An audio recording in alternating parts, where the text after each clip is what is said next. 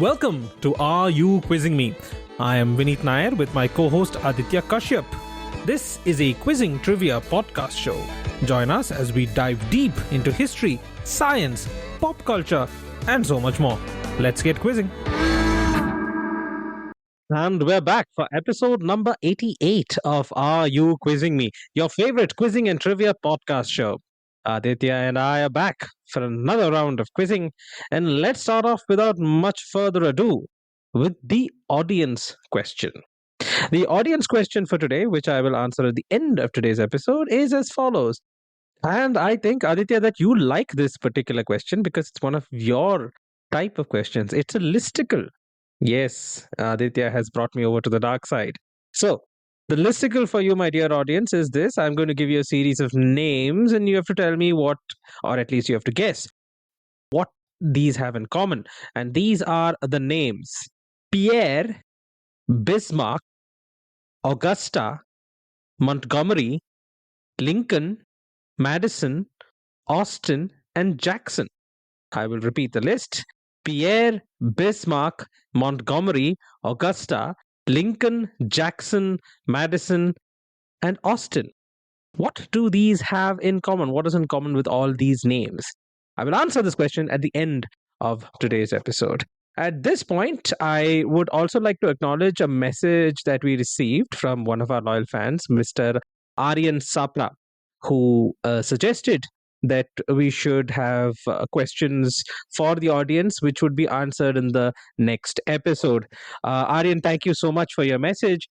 Unfortunately, the reason we don't do that is because we don't always record our episodes in chronological order because we do this by ourselves. We don't have a team backing us or anything. So we do this completely solo. So many times we have to work around each other's schedules. So we don't always record our episodes in chronological order, which would make it difficult if we have a live question. Though we are looking to do something maybe similar to that on Instagram in the future, but nothing's worked out as of now. So it's just going to be a little tease for you. But thank you, Aryan, for your messages. And please be aware that we are taking it into consideration and we may have something for you in the near future. So let me hand over the baton to Aditya and see if he has a question for me, which hopefully will stump me. And that's not a flex or a brag of any kind. I'm seriously feeling that I'll be stumped today. Yeah, it just sounds like you do have a little bit of a sore throat, Vineet. But knowing you, that should not dull you even one bit. I expect, as always, sheer brilliance on display. So, and just because of that, I'm going to start with a question that I know both you and I love. Since you gave me a listicle, I'm going to give you something that you love as well. And this is a little story. Tell me if you know how or what etymology does this story lend itself to. So the story goes, in 1709, the British writer John Dennis wrote a tragedy, Appius and Virginia. It was a distinct reworking by Dennis of an older play by the same name by John Webster. It was not a particular success on its debut. It so happened that the critics and the audience didn't quite appreciate it or like it, and hence it was cancelled soon thereafter. What followed this play at the same venue was the Scottish play. So Macbeth played right afterwards.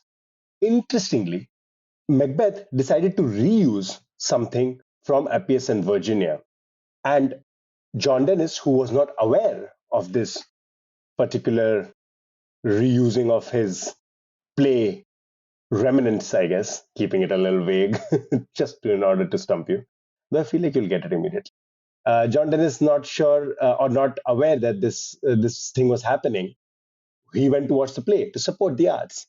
And as he was watching the play and he realized that they were reusing something of his, he stood up and yelled, "By God, the villains!" And then this particular phrase that I beseech you to tell me owes its etymology to the 1709 incident. I've heard the story somewhere, but for the life of me, can't remember what the phrase is right now. Leave it to you to ask a theater question in a theatrical fashion, no less. Okay. Can you give me the phrase again? At least the first part of it that he shouted out. Okay. There are a couple of versions. So a couple of people who were attending that day of the play's enactment remember him standing up and shouting in indignation this phrase, and it went something like this. He said, "Damn them! They will not run my play, or they will not let my play run, but dash." And it's a phrase, right? Yeah. Flog a dead horse? No. No, no. They reused a prop. Was it something with a prop or something? Something. I know the story. I mean, like I've heard the stories. You said, is it a prop? Let me help you out a little bit over here. It's not exactly a prop, but let's say it was some sort of a small technical breakthrough, a little innovation, Something to do with the lighting, something to do with the sound. the sound. Steal my thunder. Yes, it was stealing my thunder. No, it So, came back to me. as the story goes, Appius in Virginia, the play had a moment where there needed to be the sound of thunder, and this particular director had devised this device, I guess, or whatever, some sort of a way to produce very convincing thunder sounds for the theater audience.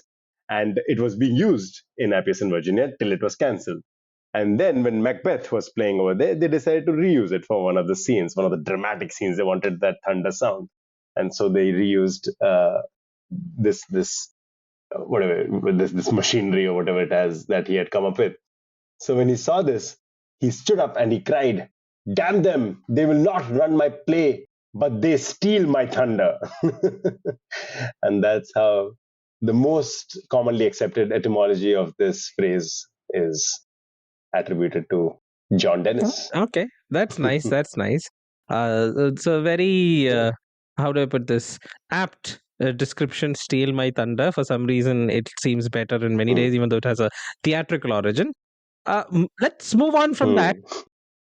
to something for which I am very sure I will get lynched because I am going to cheat a little bit. But let's see, because I really saw this fact, and this was the only way I could probably put this question and give you the fact at the same time. Okay. While these are popular pets in the US and many Western countries, it is illegal to own Hmm. one of these in Switzerland. The common name for these pets is an actual misnomer and is not used by breeders who tend to call them cavy, as in Cavy. What pet am I talking about? Some sort of a pet. Is it some breed of a dog, some specific breed of a dog that you're No, talking not a about? dog. But it's as I mentioned, I'm going Okay. to read the question word to word because that's my first clue. I'm not going to be able to rephrase this question because this is practically the only way I can ask this. Hmm. While these are popular Okay. pets in the US and many Western countries, it is illegal to own one of these in Switzerland. The common name for these pets is an actual misnomer, and it is not used by breeders who tend to call them cavy, as in Cavy. So recently I've been, and this is, I guess, a pop culture recommendation as well. There's this Instagram page called Minute Cryptic, and they do cryptic crossword puzzles. Oh, the bane of my So existence. cryptic crossword puzzles, yeah, for those of you who might not know, are crossword puzzles, but they have this little bit of word play happening, and you're supposed to kind of rearrange, reformulate, do anagrams and stuff like that based off of word. Just because you phrase this question in a certain way, you said you're not allowed to own one of these in Switzerland. It makes me think that you can only own them in pairs. And I feel like I've heard this about a certain type of pet in Switzerland. And I know it's not dogs or cats. I want to say something smaller. Is it like a hamster? Are you not allowed to own only one hamster? Oh, very close, very close, very close. Okay. I would then point you towards the second clue in the question, with that the common name for these pets is an actual misnomer. Like it's an actual misnomer. The name for these pets. It's a misnomer. A name for the pet is a misnomer. That's. Hmm. The common name. Like breeders call them cavy. Okay. But if you said cavy, do you want a cavy if as a pet? You'd be like, what? But at the same time, if you said the common name, you'd be like, ah, okay, those are cute. Some sort of pet, and most pets are cute. No, But wait, I so I'm will saying, disagree okay, with if you it there. I know people who own snakes. talk to a snake pet owner, and they'll tell you that snakes are cute too. Yeah. I'm not saying this is my opinion, but I'm saying those who own snakes as pets probably do think snakes are, and I'm nobody to fight them. But anyways, coming back to this. So let me just understand this. So if it was the answer was a dog or if it was a hamster, you're saying the word hamster is a misnomer. Is that what it Yes. means? Yes. Yes. Oh, interesting. So the common name for this pet is a misnomer. Yeah. What is that? I'm not even sure what that means. So like we have been calling it the wrong name all along. Like a mouse is not actually a mouse, but it's something Yeah. Yeah. Exactly. Exactly. That's exactly what it means.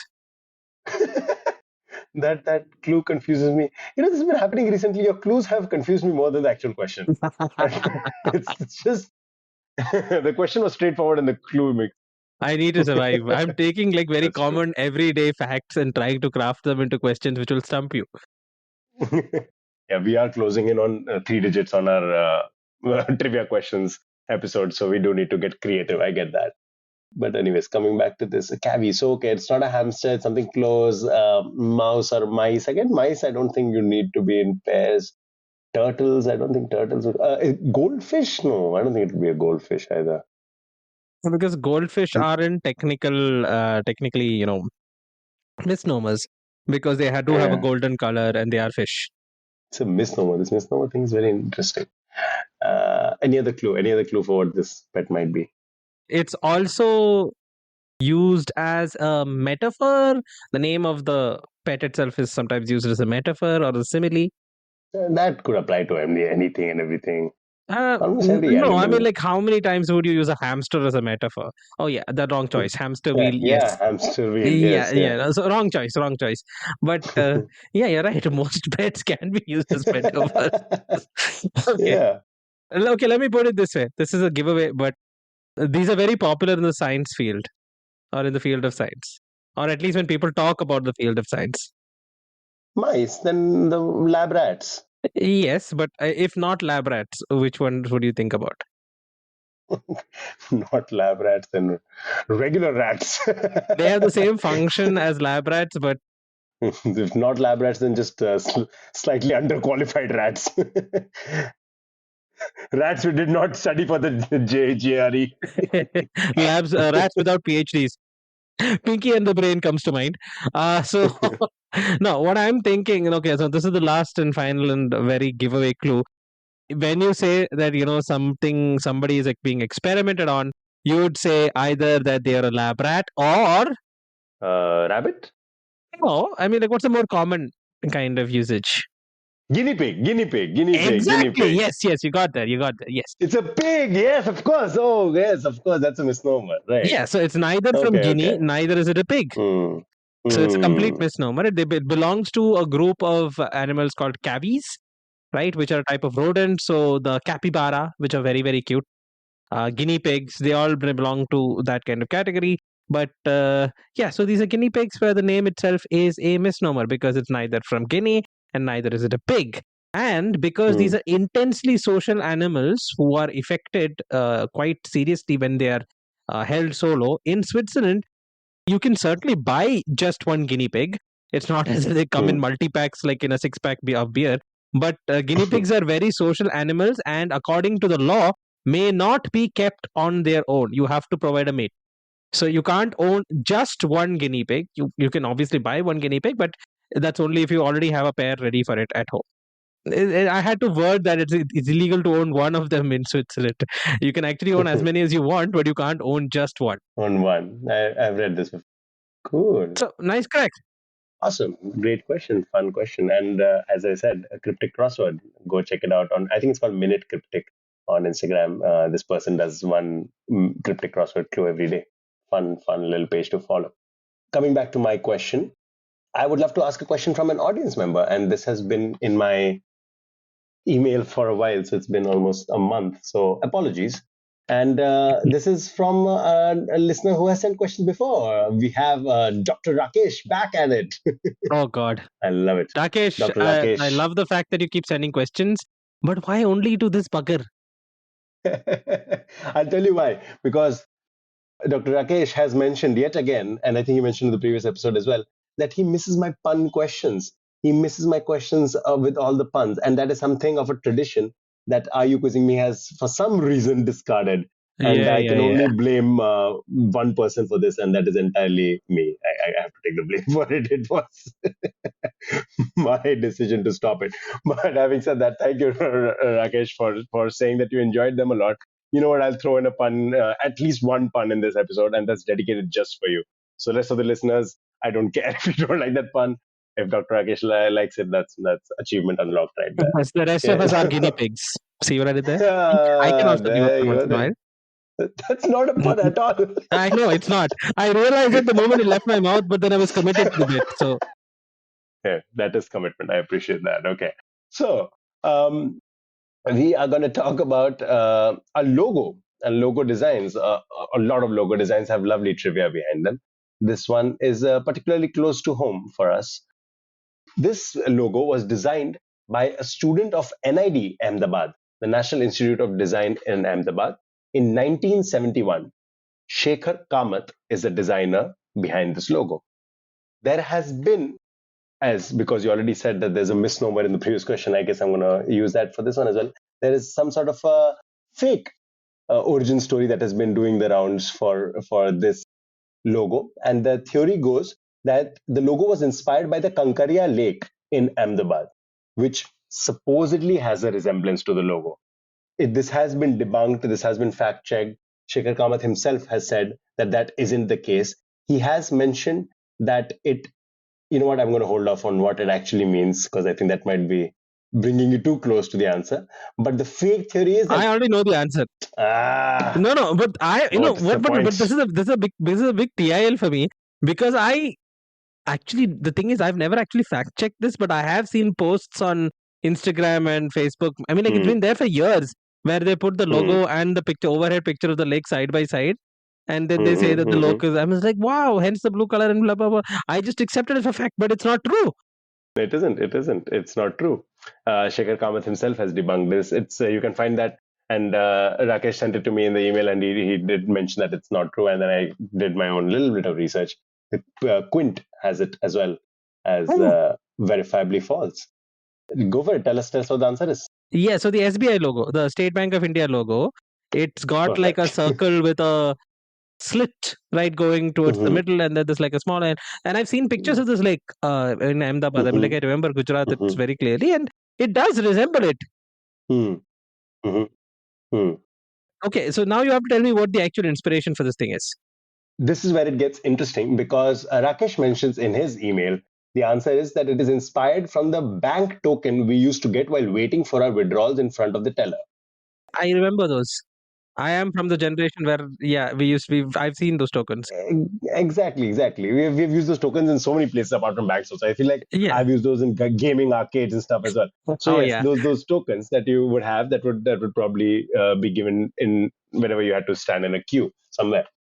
However, Quint states that Shekhar Kamath has himself said that the logo signifies a keyhole and has nothing to do with Ahmedabad's lake. Okay, now I'm more confused.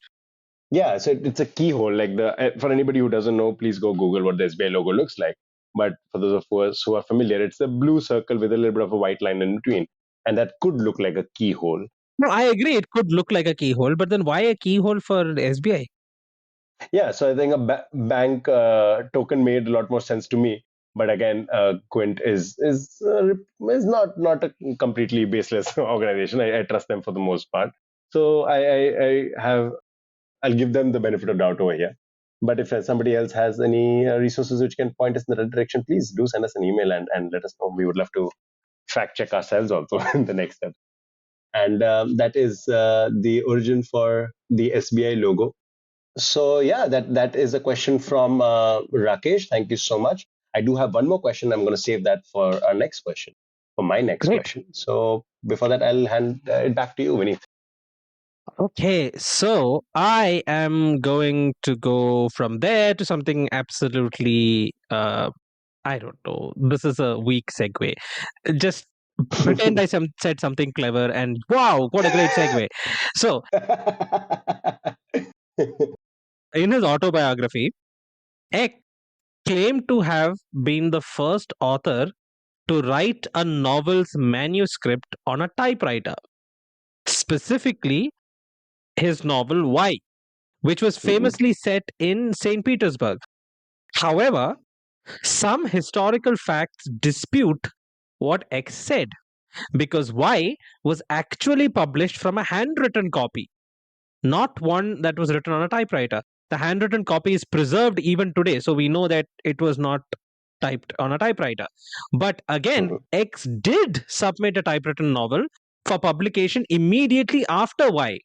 And this book was the first ever submitted to a publisher as a typewritten novel. So you could say that mhm. X was partly right, but he got the novel wrong. So who Okay. was X and which novel famously set in St. Petersburg did X claim to have typewritten as the first ever manuscript?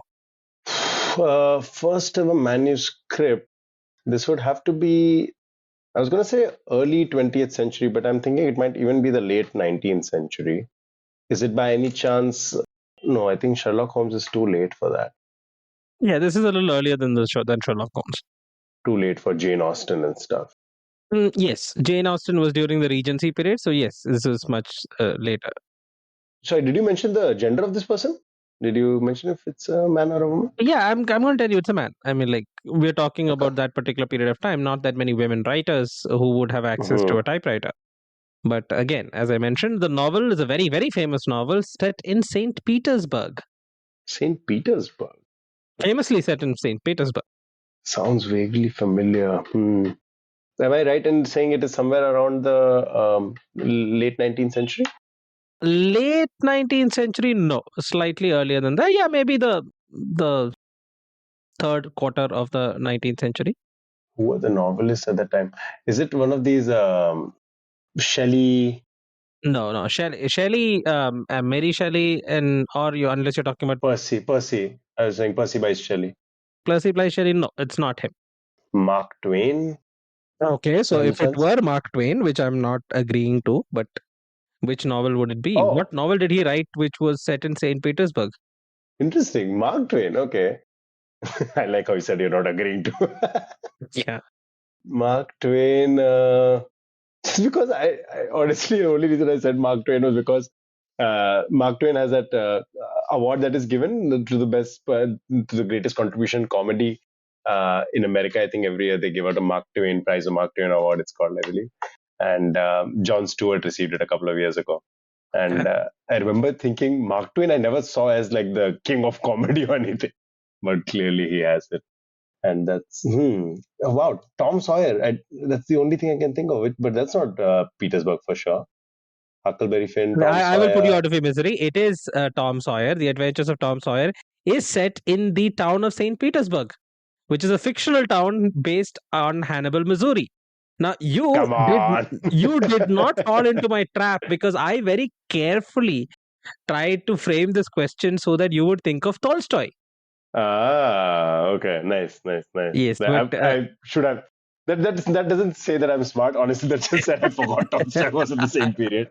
Because yes, I was thinking Russia. I was like, which author who could do this? Yeah, I Tolstoy. was I'm going to thinking, oh, he's going to say War and Peace and Anna Karenina or something like that. do. But I'm just waiting for you to go to Yeah, Tolstoy, and then you say Mark Twain, and in my head I was like, oh, fuck. yeah. No, no. Able to craft this question, and this bugger cracked it so easy. Ah. Definitely, definitely. I read War and Peace once every week for sure. I mean, I'm just that kind of guy. Mark Twain claimed in his autobiography that the first ever manuscript which was submitted for publication of a novel, which was typewritten, was his novel, The Adventures of Tom Sawyer. But we know from historical fact and the fact that we actually have the handwritten copy that it was submitted as a handwritten copy and not typewritten. However, Mark Twain did submit a typewritten novel called Life on the Mississippi. This was Mhm. published just after Tom Sawyer, and this book is the first ever submitted to a publisher in a typewritten novel format. So Twain was partly right. I think he got himself confused by the time he wrote his autobiography. Lovely. Okay. I'm really pissed at you. You know, I'm really pissed at you. I go to all this trouble to get you to say Tolstoy, and you just breeze past it. Like you couldn't even put a stopover at Tolstoy. Maybe like Tolstoy, but no, he no. I don't think he would have had access to a typewriter. I mean, like something at least. Like I feel very miffed. No, it's just what I tell you, Vineet. I'm just that smart. Yeah, I don't know how to explain that, this to you. You have to play the man. You have to play the man that sometimes is extremely stupid and that forgets that Tolstoy is a potential answer. Okay, okay. but talking about stupid people, I'm going to move to somebody who's definitely not that, and that brings me back to Rakesh. And Rakesh's second question is also a beautiful gift, so I'm going to have to ask that one as well. Since you spoke about logos, the second question also has to do with logos. And yet again, we talk about an Indian company and its logo. So, what is the shift that can be seen in the old logo versus the new logo for this Indian company? And you can maybe give me the funda as quizzers in India would put it. The old logo had something to do with the older business that this company used to do, and the new logo has something to do with the new sector that this company has entered in more recent times. The new logo. How new is new? Because the what I'm thinking of right now is something from the 70s. So um, I because I the reason I'm not saying that is because that's part of a question that I want to frame in the next episode or the episode after that, which I have on my question list right now. But the moment I say it, you will Oh, catch on to it very quickly. So I'm keeping my mouth shut until you tell me what the time okay, period is. okay. This is likely that we might be talking about the same one. We might be thinking of the same company here, so I apologize in advance for stealing one of your questions, for stealing your thunder, as it were. This shift happened sometime in the 80s. Oh, okay. So then it's not. My question is safe. It's not Okay, what you're. It's not what you're thinking of. Okay. So okay, okay, thank you. that leaves me with the fact that I don't know the answer to this. Something that shifted from old business to new business. That fits a lot of Reliance. Is it something to do with Reliance Industries? No, so I'll tell you because Reliance, I don't know how much it has completely abandoned its origins. It has expanded a lot. Yeah. In this case, they have nothing to do with their original business. Oh, they've completely shifted. Yeah, So this is like Nokia, which started out of as a paper mill and then became an electronics manufacturer. That kind of shift you're talking about. And they pretty changed the much, pretty logo much. also. They changed the logo also. And the logo reflects that particular shift in industry. Yeah, they would do that. Any clues? Something that would Okay, point me in the right direction? so we know this company. So the name of this company is an acronym. Okay. Like and sometimes I confuse an acronym and abbreviation initialism, but it's an acronym where you pronounce the initial letters of the whole phrase as one word, right? As opposed to an initialism, which is like WHO, which is you pronounce individual letters. Here you pronounce it as one word.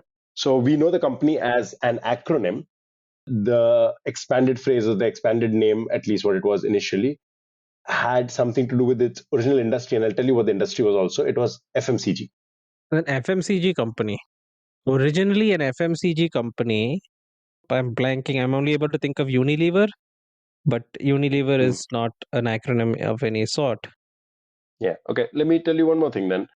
This company shifted to the IT sector. Oh, this is Wipro. They used to make sunflower oil. Perfect. Do you know what the original name was? No.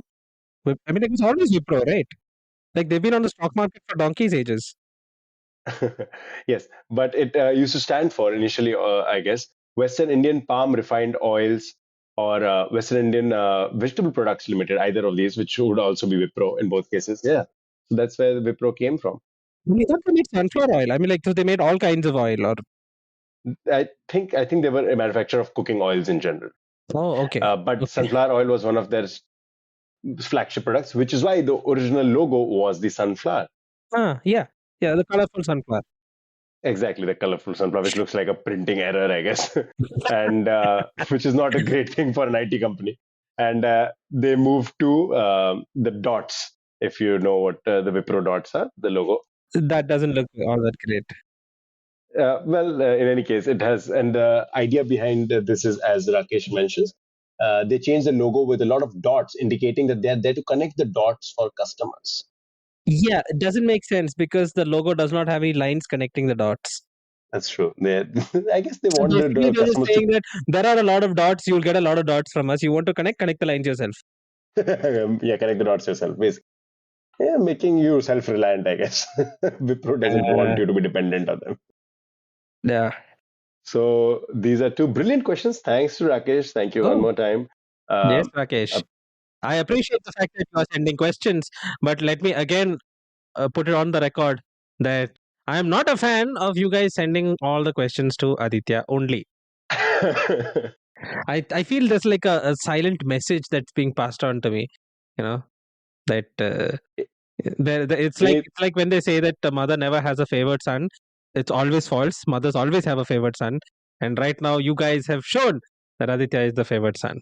Now, if that yeah, piece of emotional blackmail doesn't get you buggers to start sending me questions, make my life a little easier, na? What is wrong with you people? I, here's how I would put it actually. In fact, what they see is that Vineet is just unstoppable. He is Oh an yeah, yeah, unstoppable force. yeah. So they just wanna throw challenges at Vineet and see how far they can push him, and he comes Oh. back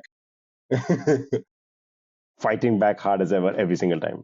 Mm, yeah, sounds good. Not the truth, but chalo. Moving on from vegetable oil to again insert clever segue here. Just giving up on segues today. Well, the question is as follows: with a market value at the time of $15,000, the dress was first presented on the catwalk by model Amber Valletta and was featured in Versace's main advertising campaign that year. It was worn by Donatella Versace to the Met Gala and then by Jerry Halliwell, a famous Spice Girl, at the NRJ Music Awards in France. A month later, this dress unexpectedly put into motion events which led to an internet revolution a year later. Put funda. Internet revolution. That just makes me think of the white and gold, blue and black dress. Oh no! This is not that, and I Amber don't think Valletta that is was worth old. $15,000 or anything. Yeah. So you said Amber Valletta made it popular, and you said who else wore it? So it was first presented on the catwalk by model Amber Valletta. It was Hmm. featured in Versace's main advertising campaign that year. It was worn Okay. by Donatella Versace to the Met Gala and then by Jerry Okay. Halliwell at the NRJ Music Award. You know Jerry Halliwell, right? So she's a It's Raining Men, that her. Hmm. So yeah, so then a month later, this dress unexpectedly put into motion events which led to an internet revolution a year later. Put funda. To all those who don't know what put funda means, I mean, like, since a majority of our audience is from India, you probably do know, but if you're not from India, put funda is a very stereotypical Indian quizmaster phrase, which basically means make sense of whatever I just said. I don't know. I have no clue whatsoever. I'm not ringing any bells. Okay. Okay. So my clue to you would be think the 42nd Grammy Awards and think P. Diddy, Sean Coombs. Did he today just makes you think of crimes? Yeah. But 42nd Grammy. That's quite a while back, right? I don't know. I'm not going to make I things don't even easy know for which. you. You already get all the questions from the audience. Why should I make things easier for you? Blah. It did sort of remind our listeners that Vineet is older than me. By a fair margin. But I like it. I like how people are not defined by their age, not restricted by it. I love this childlike spirit in you, Vineet. Okay, I think we are somewhere in the late 50s, early 60s kind of Grammys. So I'm assuming it's like 42nd is at least more than a decade ago. Grammys. Did somebody wear a dress at the Grammys that broke the internet, that went viral? I have to automatically somehow go to Britney Spears or probably like a Paris Hilton or somebody. You're in the right direction. I've given you one additional clue. So think about that. You said P Diddy and Yes, Sean P. Combs. Diddy. Yeah, P Diddy is generally just making me think of crimes right now. What crime did he commit in the early? He was just oh god, I don't even know. sounds very scary. Whatever this answer could be. Oh, was he dating somebody in that phase? Aha. So now you caught on. Who did he appear with Oh, on the red carpet at the 42nd Grammys? And what does that have to do with our question? okay. It's definitely not Britney Spears. Did he? I don't think he dated Madonna. Would not be the right answer. J Lo. That's the only other female artist from that era I could think of. Was Okay. he? Was he So dating J you Lo? cracked that. You cracked that. So then it was Okay. J-Lo. But Okay. what is the internet revolution I was talking about? Oh, I thought it just went viral. It just broke the internet. Is that not it? No. No, it did go Okay. viral in the sense, like, yeah, it was viral, but it directly led to something which we take for granted today, but was a huge innovation at that point of time. And it was inspired by this dress and the events surrounding it. Oh, did somebody ask? That can't be it. Did somebody ask JLo who was she wearing? No, they've been doing that for decades. Yeah, I would imagine that's a very old trend. Some look that JLo wore that was iconic. I would imagine this is something I would have definitely seen, and right now it's just not striking a chord. No, you'll have to help me out a little. Okay, so it was the innovation that I told you about was Hmm. brought about by a company that was only around 2 years old when J-Lo wore this dress at the 42nd Grammys. It was basically a startup, almost like in a startup phase. I don't know. Did MySpace or something at that point? Oh no. Okay. Did it get its first own Wikipedia page or something? No, no. Okay, I'll give you a clue. So, out of the two people in who were Hmm. involved in bringing about this basically internet revolution or innovation, let me put it that way, Hmm. who were inspired by the dress and the virality of the dress, there were two people involved, and the second, or at least one of them, the one that you may recognize, is Susan Wojcicki, who was the former CEO of YouTube from 2014 to 2023. Okay. So she was So responsible for this innovation. She was one among the team. I think she was leading the team. this is not YouTube. It's not live streaming or something. No, no, no. This was much before that. Yeah, YouTube is much later. And the idea for that innovation came from Jennifer Lopez's appearance on the Grammy. Yeah, no, I'm completely stumped right now. I have no idea what innovation you're talking about.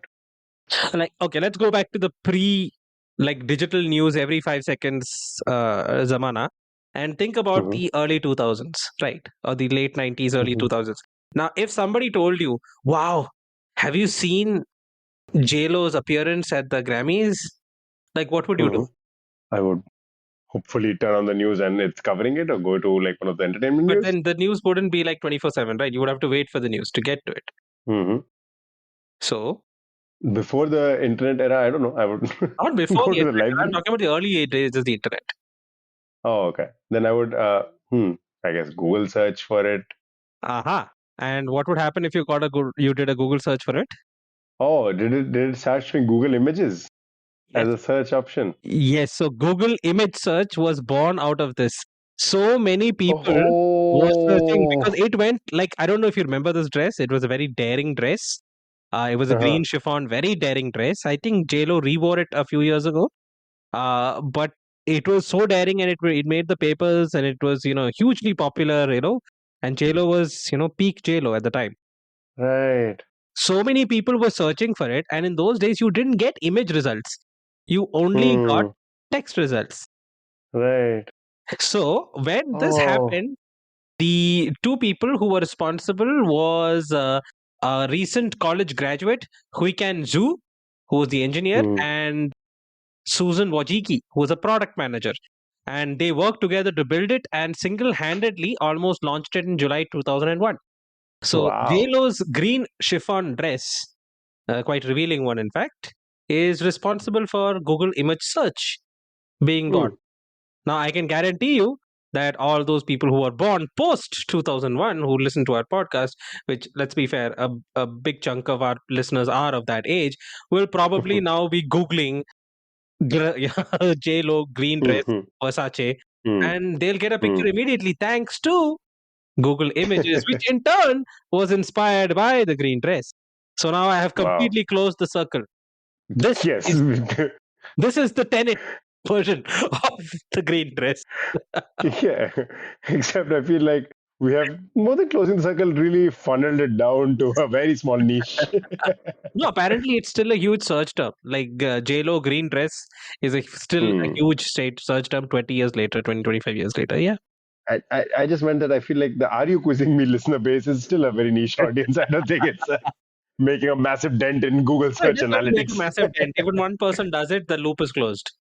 Okay, fair enough. Then please, one person just for Vinny's sake, go and Google the green dress, J-Lo, and we would have closed the loop. Yes. So I knew that if I said J-Lo, you would immediately probably catch on to it. But Hmm. a lot of people know that Spice Girl Jerry Halliwell wore the same dress to the NRJ Music Award in France 1 month before Hmm. J-Lo wore it. But she failed Hmm. to receive as much attention as Lopez did. Lopez arrived on the red carpet of the 42nd Grammy Awards in the company of her then boyfriend, Sean P. Diddy Coombs, who was dressed in a grey suit. Oh, very cool. Very okay. That sounds like a lot of fun. Okay, so let's start winding up today's episode by answering our audience question, which I asked at the beginning of today's episode. So, my question was, what is common in the following names? Pierre, Bismarck, Montgomery, Augusta, Jackson, Lincoln, Madison, and Austin. What's common? I know Lincoln and Madison, apart from being American presidents, are also, and you said Austin also. Austin, Pierre is there, Bismarck is there, Augusta. If you're going to say Austin and Lincoln, I'm very inclined to say these are American state capitals. Oh, yes. These are all US state capitals. Madison is the capital of Wisconsin. Austin is the Hmm. capital of Texas. Pierre is the capital of South Dakota. Bismarck is the capital of North Dakota. Weird that Pierre is a French name and Bismarck is a German name. Lincoln, capital of Nebraska. Jackson, capital of Mississippi.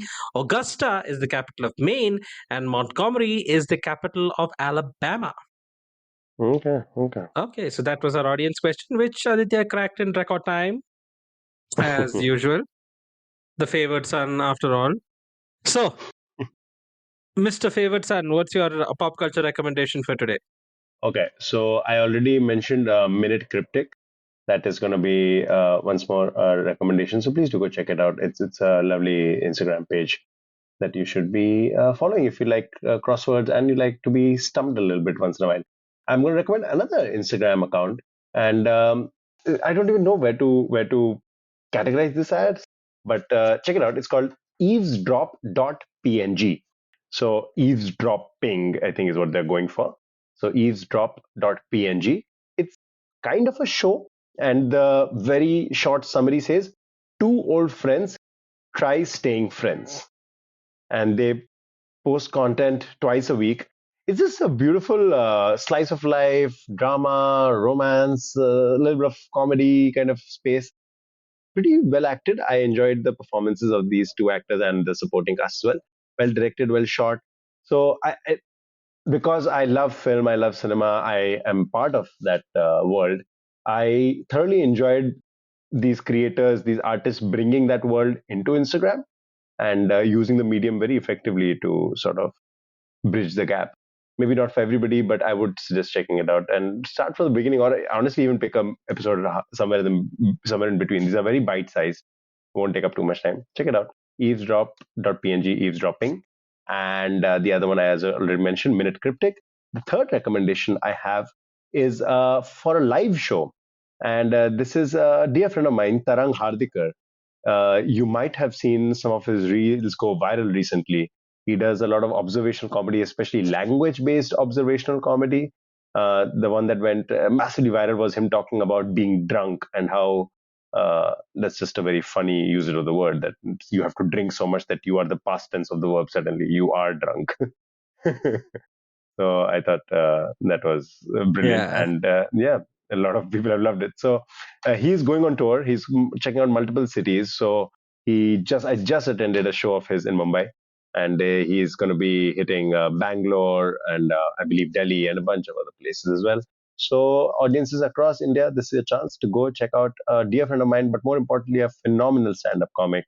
yeah, his 1 hour act is worth your time. So go check that out. That's a live show recommendation. And I already mentioned 2 Instagram pages, Minute Cryptic and Eavesdropping. Great. I have two recommendations. Both are podcast recommendations, which are diametrically opposite. One is a podcast called Legacy.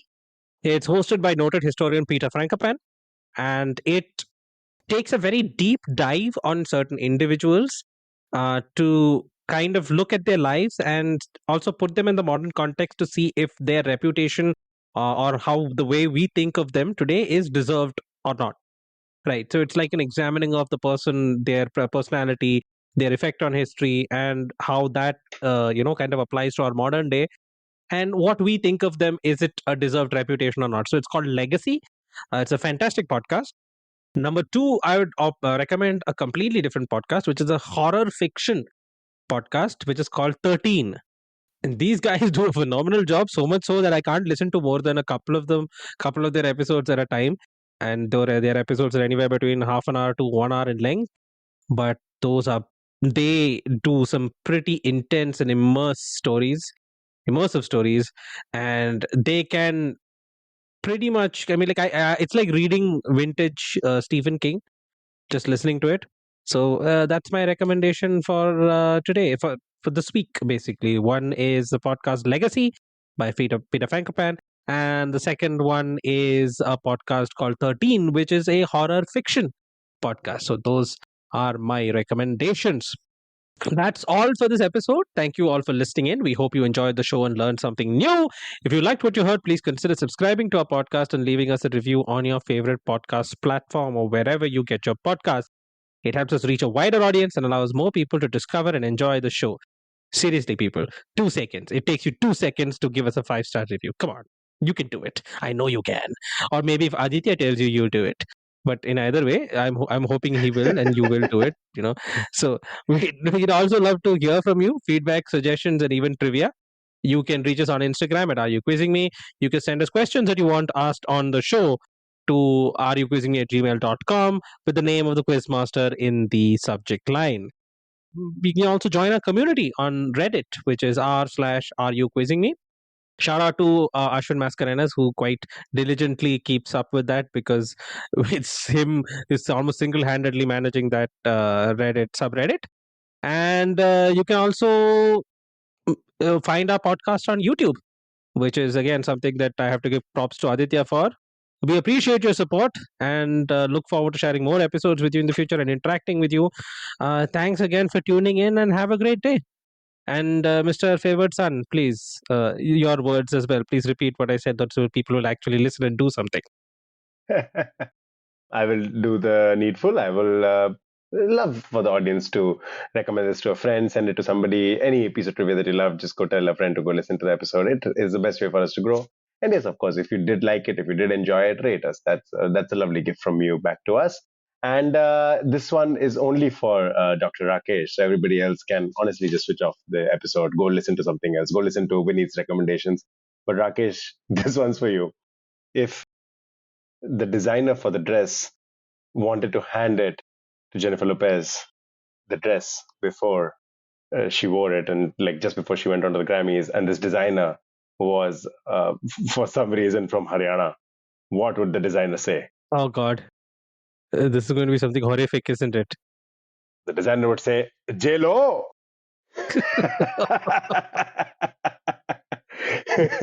Oh God. I hope Dr. Rakesh appreciates some multilingual punnery. Yeah. Yeah. On that note, see you guys next week. Yeah. Bye.